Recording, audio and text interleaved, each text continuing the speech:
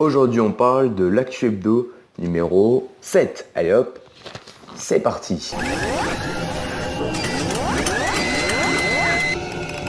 Donc, on va commencer par Google qui nous annonce que d'ici pas longtemps, vous savez, les pilotes ont fait et ben, ça n'existera plus, ou du moins ce sera remplacé par les voitures autonomes, les voitures automatiques de Google, les Google Cars. D'ici quelques années, peut-être que vous irez au restaurant avec votre copine en Google Car. C'est pas beau tout ça? Ok, on passe à la suite. Vu qu'il y a l'Euro 2016, je me suis dit qu'on pourrait peut-être un peu aborder le sujet, mais d'un point de vue plutôt technologique. Parce que bon, niveau match et tout, je pense que les autres médias arrivent largement à couvrir le sujet. Donc si vous avez un téléphone assez puissant pour faire tourner les deux jeux que je vous ai donnés, et que vous aimez bien le foot, bah, ça peut être vraiment un bon mix des deux entre jeu mobile et jeu en réel, ça fait un bon mélange. Donc on peut parler par exemple de FIFA 16, donc ce jeu est Electronic Arts de mémoire si je me souviens bien. FIFA 16, c'est à recommander. Et également Score Hero, il me semble. Ouais, c'est quelque chose comme ça. Donc c'est plutôt de la stratégie, c'est plutôt des tirs fins. C'est différent de FIFA 16, c'est pour ça que je vous ai présenté deux jeux différents.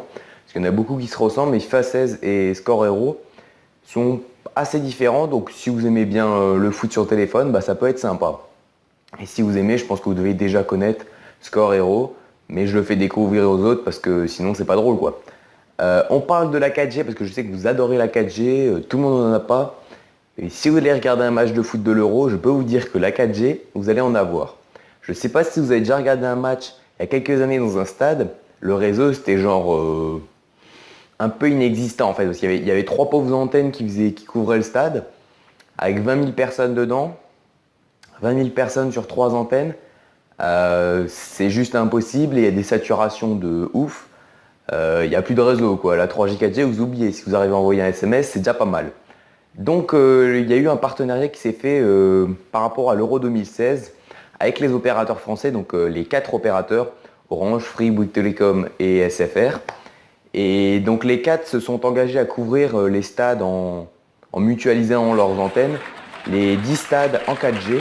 Donc ça a fait un budget de 30 millions qui a été mis sur la table, donc à peu près 8 millions par opérateur, pour installer toutes les antennes, les équipements, tout ça, pour permettre de la 4G dans les stades et des bons débits. Et donc par exemple, au Parc des Princes, Bouygues Telecom propose la 4G jusqu'à 330 mégabits seconde. C'est énorme, c'est juste énorme. Par exemple, Orange ne propose que de la 4G+, 225 mégabits seconde. Voilà. Donc, bon, on va passer à la suite. Un iPhone sous Android. Il y a un développeur qui a réussi à utiliser Android sur un iPhone. Donc c'était pas réellement le système d'exploitation, mais en fait c'était comme s'il ouvrait une application et que du coup à l'intérieur il y avait Android. Donc ça sert à rien du tout. Il devait vraiment s'embêter. Mais bon c'est une prouesse, hein. Il a réussi à utiliser Android sur un iPhone. On n'arrivera jamais à utiliser OS sur un Android. Non.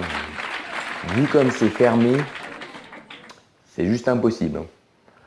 Et on finit avec Twitter qui s'est mis au matériel.